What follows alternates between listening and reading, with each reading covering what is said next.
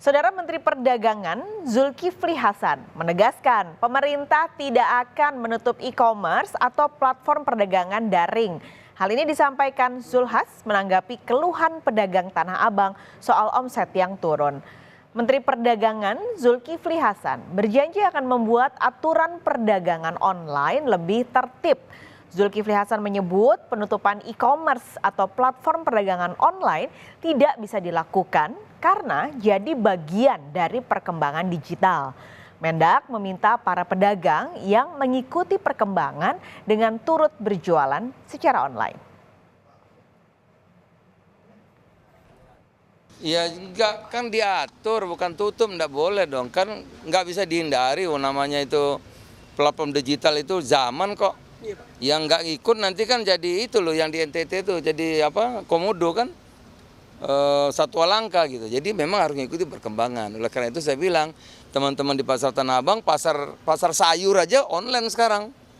Apalagi pasar-pasar yang jual barang-barang komersial ya, pakaian, sepatu itu kan harus juga mengikuti selain offline online. Cuman memang kita tata. Kan saya terima kasih pada Shopee ya. Shopee sudah nggak impor lagi dia, tapi dia akan menjual produk-produk lokal, kan keren. Jadi nggak bisa dipungkiri memang saudara, budaya belanja nggak hanya di Indonesia tapi juga di dunia sudah bertransformasi. Sekarang masyarakat lebih senang belanja lewat ponsel karena tentu lebih praktis. Nggak perlu pakai ongkos transport, nggak perlu bayar parkir. Tapi meskipun masih tetap ada sekelompok masyarakat yang mungkin lebih memilih belanja langsung ke lokasi karena pengen lihat barangnya langsung. Kalau beli baju pengen coba langsung biar nggak zonk gitu. Tapi nggak bisa dipungkiri juga, kadang belanja online ini lebih murah harganya dibandingkan dengan offline. Nah ini nih yang akhirnya jadi keluhan para pedagang di toko-toko offline karena kenapa mereka lebih mahal? Karena mereka ada pajak, lalu mereka harus bayar sewa toko yang akhirnya dibebankannya ke harga barang dan bikin barangnya jadi lebih mahal. Ini memang beban berat untuk pedagang konvensional supaya bisa ikut arus perubahan di era transformasi digital seperti sekarang. Apalagi ada uang yang sangat besar dalam perputaran bisnis e-commerce. Ini angkanya saudara. Melihat atau mengambil data yang terbaru dari Momentum Works yang menghitung bahwa pendapatan bisnis secara bruto untuk e-commerce secara total di Indonesia adalah 51,9 miliar dolar.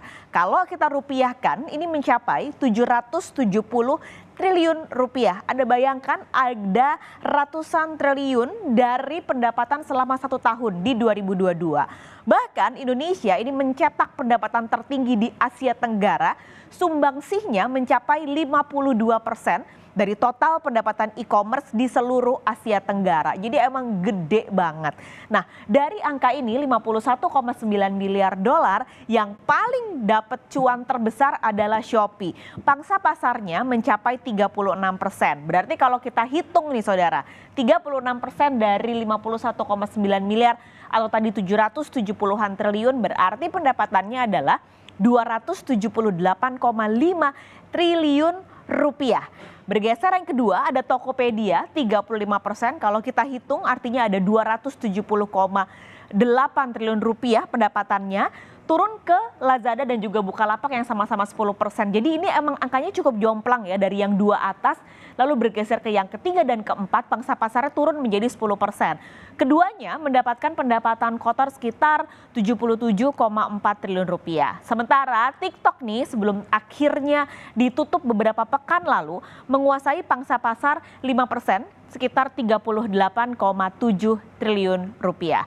Nah pertanyaannya kemana nih ketika ditutup ini 5% pangsa pasarnya? Apakah kembali ke cara konvensional belanja di toko offline atau akhirnya menyebar ke toko-toko e-commerce lain? Nah ini yang masih perlu dihitung tentunya. Kalau kita bandingkan lagi dengan pendapatan pasar Tanah Abang ketika 2020 Pasar Jaya sebagai pengelola Tanah Abang ini menghitung transaksi hariannya Tanah Abang ini kalau normal mencapai 100 miliar rupiah. Berarti kalau kita kalikan nih 1 bulan kita anggap 30 hari artinya ada pendapatan Tanah Abang 3 triliun rupiah. Jadi kebayang ya kalau kita bandingkan aja dengan Shopee nih yang paling gede. Tadi ada angka 200-an 270-an triliun rupiah. Artinya transaksi di Shopee ini 92 kali transaksi Tanah Abang per bulan. Jadi emang besar sekali pendapatan bisnis e-commerce yang terjadi saat ini. Nah ini yang tentunya menjadi hal yang dikonsernkan oleh para pedagang di Tanah Abang. Tapi kembali kita sebut kalau transisi kebiasaan pembeli ini sekarang nggak bisa dihindarin. Masyarakat lebih suka yang instan dan mudah, semua bisa didapat dari belanja daring. Bahkan sekarang saudara, setengah dari jumlah masyarakat Indonesia sudah menjadi pengguna e-commerce. Ini datanya. Saya masih mengambil data ini dari Statista Market Insight untuk data terbarunya termasuk proyeksinya. Kalau Anda lihat di 2022 tahun lalu ini akibat yang masih ada setengah pandemi gitu ya, angkanya 178,9 juta orang sudah menjadi pengguna e-commerce. Dan ini diprediksi di tahun-tahun berikutnya bahkan di 2027 hampir mendekati jumlah masyarakat Indonesia. 244,6 juta orang akan menjadi pengguna e-commerce. Melihat datanya saudara, dari 2019 terus ke 2023, rata-rata pertumbuhan per tahunnya orang yang bertransisi untuk berbelanja menjadi pengguna e-commerce adalah sekitar 15-20 juta orang.